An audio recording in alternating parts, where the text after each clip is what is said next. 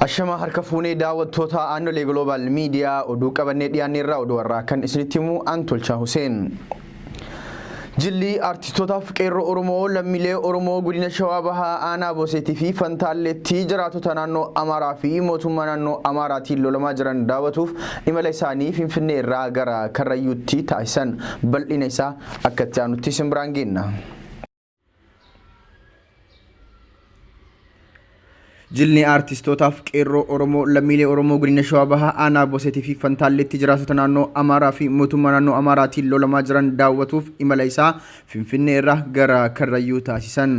Jilli artistoota Tsaggaayee Danda'aa, Fayyisaa Furii, Abrahaam Raayyaa dabalatee artistoota hedduu of keessaa qabu kan artist Ibroo Ibsaatiin hoogganamu meeshaalee deeggarsaaf oolan tokko tokko qabatee gara aanaa Boseetii fi Fantaalleetti imalee jira. Walitti qabaa fi hoogganaan jila kanaa artist Ibroo Ibsaa akka aannolee Global Mediaatti himetti kaayyoon jila kanaa Oromoota Karrayyuu fi Tuulamaa kan aanaa Boseetii fi Fantaalleetti mootummaa naannoo Amaaraatii waraanamaa jiran daawwachuuf jedhan.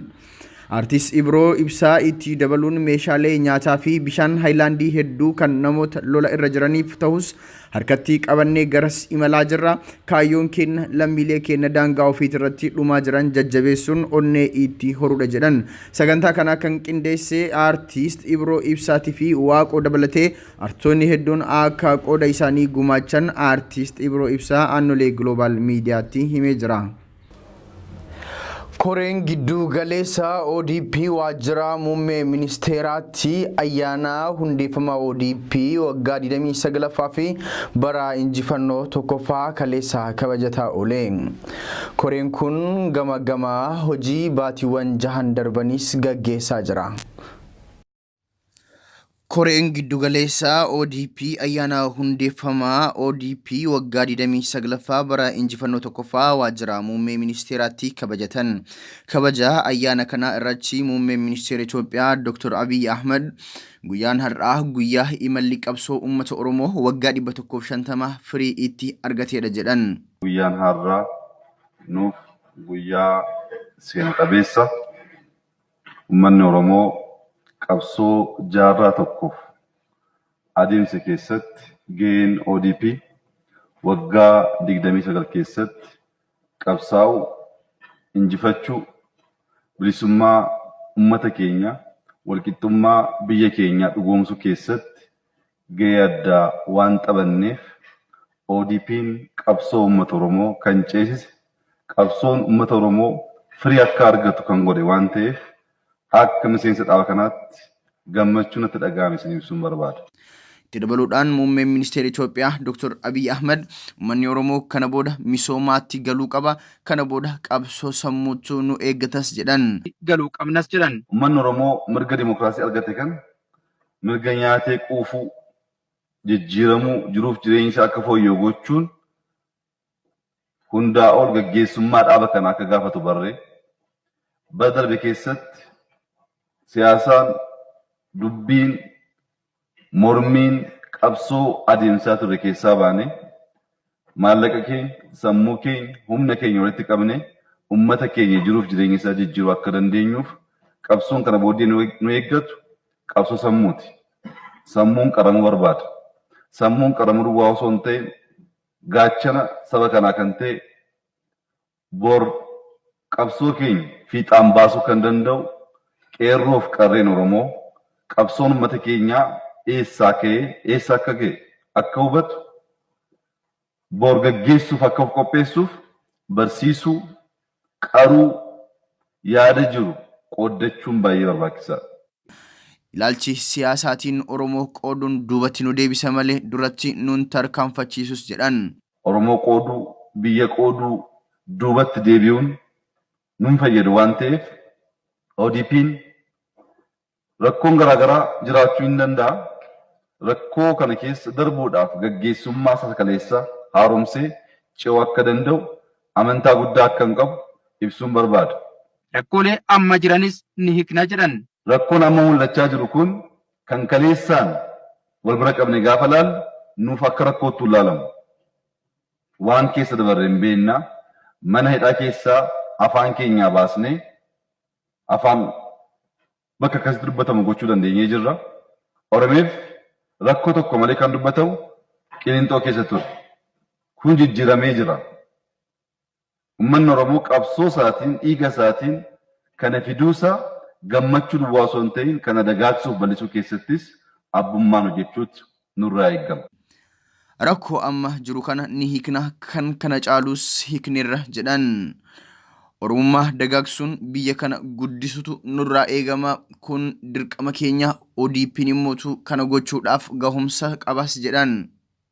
Oromummaa dagaagsaa biyya kana tokkoomsuuf waliin hojjechuutu nurraa eegama.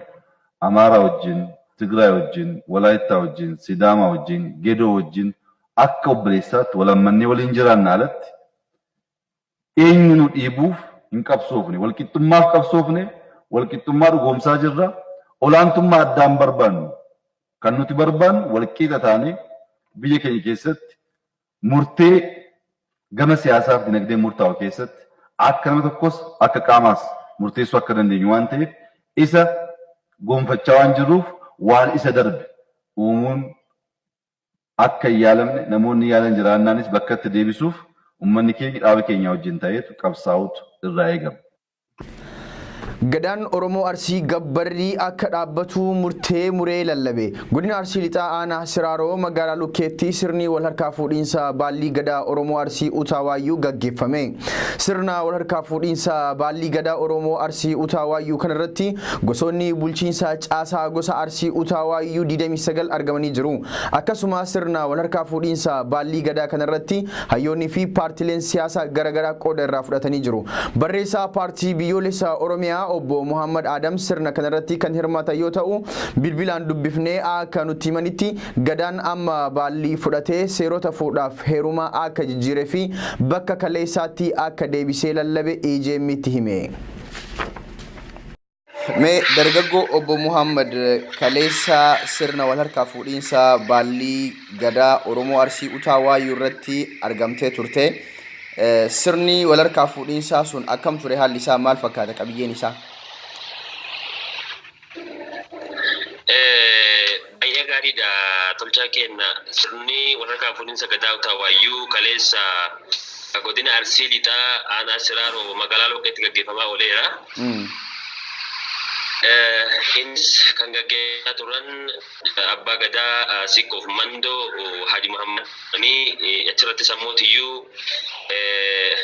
abbootiin gadaa biroos affeeramanii akkasuma mootuu shanachoonni jiran hundi isaanuu achirratti affeeramanii sirna gadaa wal harkaa fuudhiinsaa san irratti hirmaatanii jiranii. Kana keessatti ammoo haalichi sirni gadaa sun itti yookaan baalli sun walitti fudhamaa ture baay'ee nama tola ture. Adeemsuma sirna gadaa Oromoo kaleessaatiin akka itti gadaan gosoota Oromoo irratti bittuun marsaa isaa eeggatee guyyaa kaleessaa gosa faarachuurraa gara gosa qoomaatti akkamitti gadaa dabree yookaan baalliin dabree akkamitti kennamu gaggeeffamaa oolee jira. Kana fakkaata. Muhammad gadaan erga wal harkaa fuudhamee murteewwan akka haarawaatti haaromfamanii lallabaman jiru. Keessaahuu waa'ee gabbaraa intala durbaatiin wal qabate murteewwan sunniin maal fa'i qabxii kan fa'aa of keessaa qaba?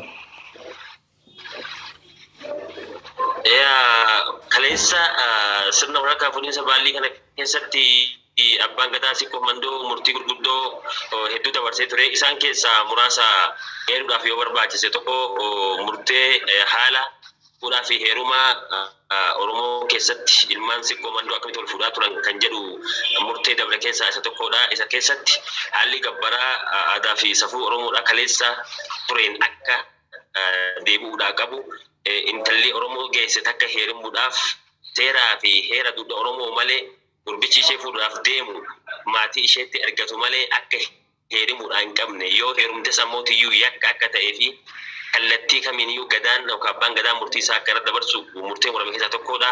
Haala gabbaraa keessatti ammoo gabbarri haala kaleessa Oromoon ittiin walirraa intala isaa waliif dabarsaa yookaan walitti heerumsiisaa tureen alatti gabbarri humnaa olitti qabameet intala heerumuu dhoggee gurbaa fuudha dhoggee kun ammoo akka dhaabachuu qabu murteen dhumaa dabree jira.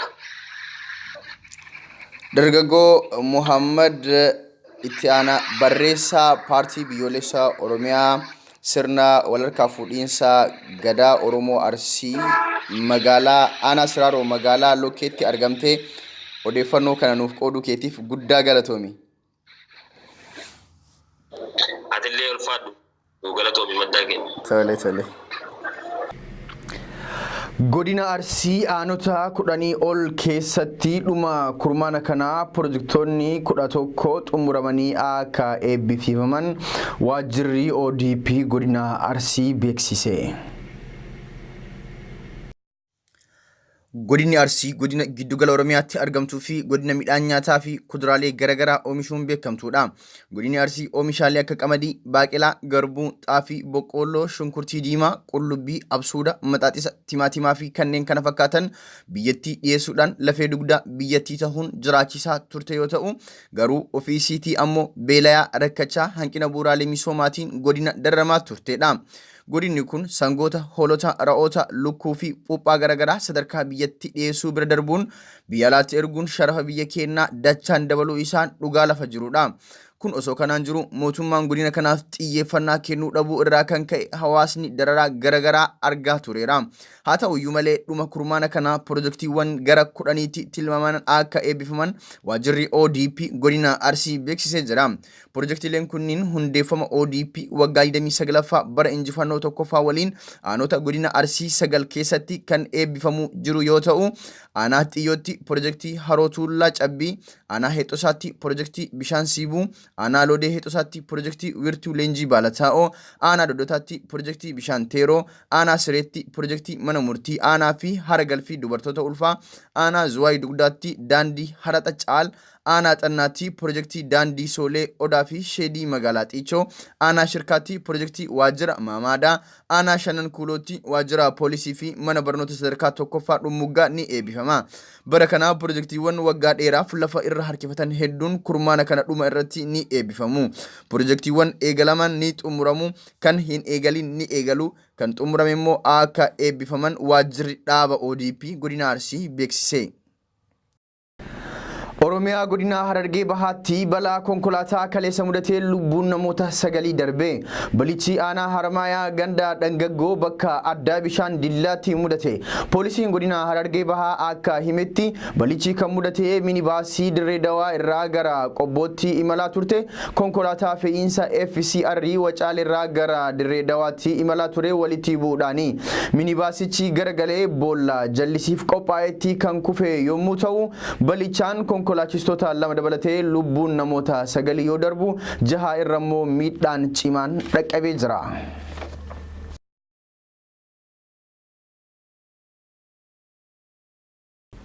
Horteen Oromoo waggoota 120 oliif adda bahee naannawa garaagaraa jiraachaa ture wal barbaade wal argee bal'ina isaa akka itti aanutti isin biraan geenna.